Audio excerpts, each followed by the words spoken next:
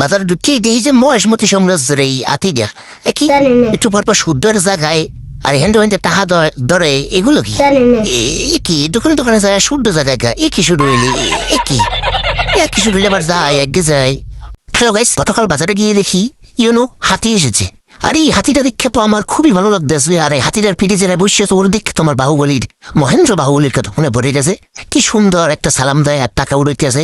সারা বাজার ঘুরে ঘুরে টাকা উঠেছে। সামনে যে দেখো নীল কালারের এই যে গেঞ্জি পরা বস, এই বস ধরে যতই কই যে তুই সরে যাবে না সামনে দিয়ে তোরে কিন্তু একটা পাচার মেরে একটা প্যানা বাইট করে নেবে। হ্যাঁ কেডা হনে কার কথা যাই হোক ওটা কোনো বিষয় না। আস্তে আস্তে কি সুন্দর কায়দায় হাতিরা এগিয়ে চলছে। আমিও 10টা টাকা দিছিলাম। যাই হোক হাতিটা সুরের দিকটা তাই দেখো কি সুন্দর মানুষজন সিন্দুর টিন্দুর দিয়ে দিয়েছে।